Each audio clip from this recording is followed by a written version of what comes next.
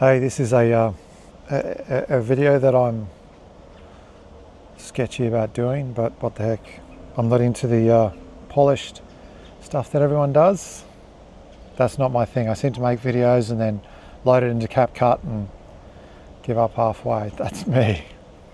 So yeah, I've raised 13 kids. Youngest is 21 months. My oldest is 22. Currently separated. Been separated, I think it's 5 times. And I'm not going to go into details about all of that. That's not what this video is about. But on that journey, the thing that I've really learnt, and especially in the most recent separation, which was about 9 months ago, is that I've been asking the question, what is it that we all have in common? What is it that has the power to unite all of us, regardless of ethnicity, belief, background, spiritual affiliations, agnostic, atheist, whatever it might be? Is there something that we all have in common that can unite us? And I guess that came out of my own longing, my own hunger that I've had my entire life and haven't really found it in a way that a person should.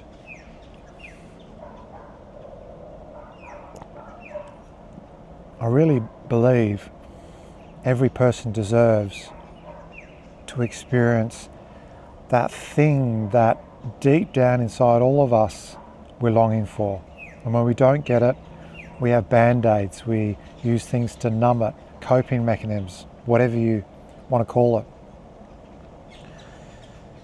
One thing I have noticed is we often look at what someone does or what someone says,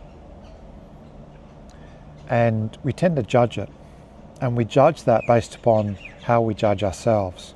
So if we're extremely judgmental towards ourselves, we're going to be extremely judgmental towards others. But instead of judging what someone does or says, what if we asked why? Why did they do that? Why did they say that? Because I believe the why we have in common. So whatever their why is for what they do, it's something we can relate to. The why often comes out of triggers, trauma, insecurity, weakness, not feeling valued, seen, loved.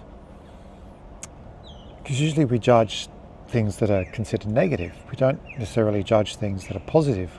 If it's positive, we just like it and we stick around.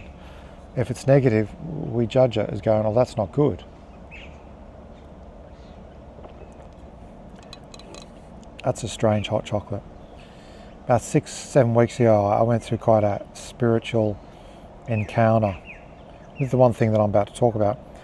And I stopped drinking wine, stopped taking medicinal marijuana, stopped drinking coffee, not out of choice, just lost the taste for it, and started drinking hot chocolates.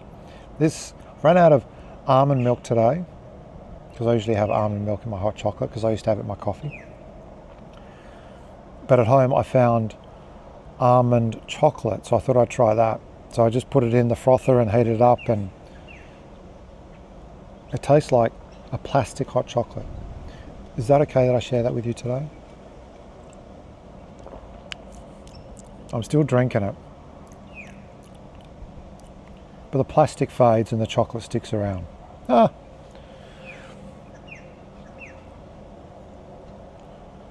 So if someone does something, says something that we have a negative perception of, what if we pause and says, well, I wonder why they're doing that?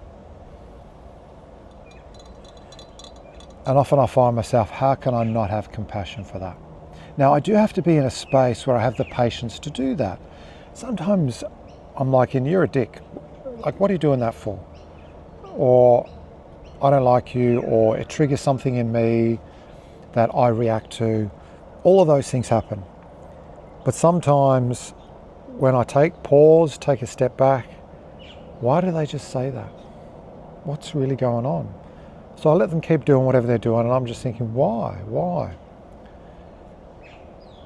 And if we do it from a posture of compassion or empathy, we're less likely to judge them, because we also see that in ourselves. The why is what we have in common. But then if we go even deeper than that, the one thing I believe crosses all boundaries is what we all desire is pure love. What's with this hand gesture? I've developed this new hand gesture. It's my coping mechanism for the discomfort of talking to a camera.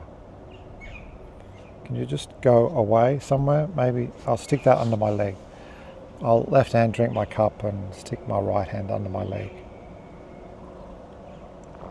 Plastic chocolate. All of our pursuits, I think, deep down, peel through all the layers, we're just after pure love, which is really to be truly seen for who we really are, our mess and our greatness, because we all, I believe, have both, and to be loved in that and accepted in that. And for most of us, our parents didn't do a very good job of that. And we tend to become a product of our environment. So I've often had this belief, you can't blame kids for anything they do, because that's what their parents taught them. They're a product of their environment and their own parents' strengths and weaknesses. I see throughout raising 13 kids, a lot of my kids have amazing qualities that come from me or their mum. And a lot of my kids have things they struggle with that came from me or their mum, or both.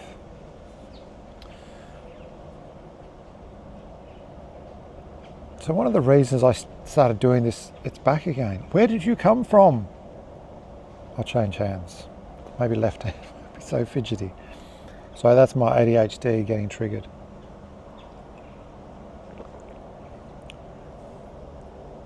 I haven't done videos for ages, and I wanted to start something different, because the videos I did earlier this year, I was tormented for a good 6 months since being separated. I felt like I'd lost so much, and there was just torment in my heart. I believe there's still a bit there, but the spiritual healing that I've gone through and this pursuit of love and just never quitting has been quite transformative. So I think the seasons of videos I'm going to do now hopefully are a bit different. And I want to do videos based upon unifying people. I guess developing a culture, a language around what do we have in common? What are we all really deep down just looking for? What's the one thing? And we all have it in common, and it's that pure, unadulterated love. Now, for me personally, I believe the purest source of love is God. Now, I don't like the word Christian. I don't like the word church. It doesn't matter what belief, what denomination. I personally think most of them suck because they don't represent the unconditional pure love that God offers. They represent it with conditions and rules and control and religion and fear, which is the opposite of real love. But I truly do believe that God is offering all of us that purest love without judgment. And that opens up the door to a freedom that we just can't comprehend. It's better than what we think freedom is. Freedom to accept ourselves in all our mess and brokenness. Freedom to make our own choices, whether that's being rebellious, whether it's doing the right thing, whatever it might be. God's love does not waver based upon what we do. God's love is based upon who we are. And the scriptures are full of promises and things about God's character that says nothing can separate us from the love of God. Now, I'm not one that can get into theological debates. I can't win those, because for me, I don't want to win theological debates. I only care about love, because I think Pure love overcomes everything and it unifies. Debates divide, religion divides, judging divides. There are so many things we all do every day, and I know because I'm more guilty of it than anyone that I know, that divides and tears down relationship. When God's purpose is to unify, bring us together as a family, as community.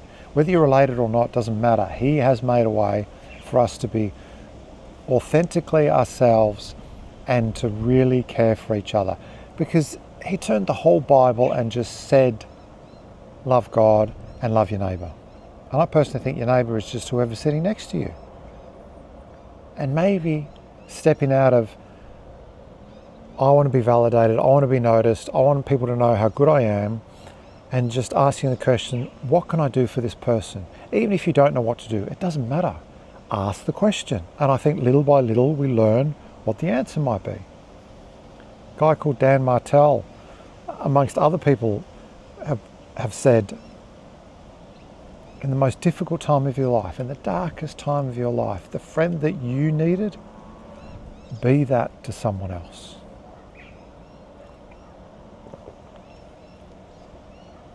And I know from my experience, when I've been in my darkest times, I can name one last week, a month ago, 3 months ago, 6 months ago, a year ago. The list is huge, you know. It's really hard. And all I needed was just a friend to sit by my side and just say, bro, I'm here with you through this. Don't give me advice, tell me what to do, tell me how it should be, what I should do and all that kind of crap. Just be present. And even say, man, I can't understand what you're going through, or man, I don't know what you're going through, but I'm going to go through it with you. You're not alone. That's powerful. And I've heard other people say exactly the same thing, and that's often the hardest thing to get in life. I think that's an act of pure love. I am here, I am present. And we've got so many movements going on today. I came across one today called Sovereign Citizens. Oh yeah, this is interesting. And it has, some of it has some biblical foundation to it, some people claim. You know, freedom, that we're not under the law and that kind of thing, and I don't recognise your jurisdiction and I'm not part of your law and stuff like that. But if it breeds animosity, anger, division, I don't see it being centred around love. And love may not be their agenda, it might be something else. And I don't have an issue with people protesting or being outspoken, because what they're saying is, I don't feel heard. And we're all really saying that. I don't feel heard. And some of us protest, some of us get on social media, some of us curl up in a corner and hibernate, some of us get into gaming. So we do all different things. I think most of us just numb the pain through alcohol and drugs and coping mechanisms and work and money and all that kind of stuff. And that's by no means should be a judgment on anyone that does that. Because what it is a manifestation of, I'm in pain because nobody sees me for who I really am, accepts me and loves me for who I really am. So maybe all of this will fall on deaf ears, I don't know. Early this year I started toying with something called the Breakthrough Collective, and it sort of had a bit of a motto that we don't teach, we awaken. And I've just been learning myself what that looks like, what that journey looks like, and people often ask me what I do and I don't know how to answer the question, and sometimes the easiest answer is nothing. Because I come to the point in my life that my purpose is to inspire, encourage, build up. Wow, that was a loud bird. Bet some of you can even pick what bird it was. I'm in Queensland, northeast Australia, by the way. I hope I can do that. I hope I can find a way to inspire people to find out that they have an amazing source of love inside of them, and to go on the journey of discovering what that looks like. And I don't think it matters how you walk that out, what your beliefs are, but I think what matters is it needs to be yours. You need to own it. It cannot be dictated by anybody else because it's unique to you. Your path is unique to you. How you discover love in the sense of you being a vessel of love, you loving yourself and you loving others, it's got to be more real than anything else you've ever experienced in your life. And sometimes that takes not listening to anyone else anymore and just learning to ask the right questions of yourself, of life, of other people, and just become a listener rather than a talker about you. And I think I've come to this place partially because I've asked so many questions to people, I've watched people, I've listened, and I've come to the point now that you kind of get a sense if that's real and that's not. I've gone to that many churches, and most of them, the percentage is unfortunately really high, where I go, nah, it's not here. Nah, that ain't it. And for me, there's no point in church, whatever the religion is, there's no point in church if it doesn't center around unconditional love. Or else it's just a social club. And if you want to go there because you like connecting with people, making friends, and they're nice people, and it does feel like a social club that you feel accepted to an extent, nothing wrong with that. But for me, I'm just a person that's after the purest version of love because I think it's powerful. It is the greatest source of power to do the most amazing things. And at the end of the day, love is about giving to others. And I think that's why the journey is so hard to discover pure love. Because if I'm manifesting pure love, every interaction I have with another person is about, I am here for you. Not what can I get from you, but what can I give to you, even if I just listen or give an encouraging word. But most people just want someone to listen. Not judge them, not give them advice, just be present and be an active listener. Hey, if you got this far in the video, thank you. Feedback's good, but let's see how the following ones go.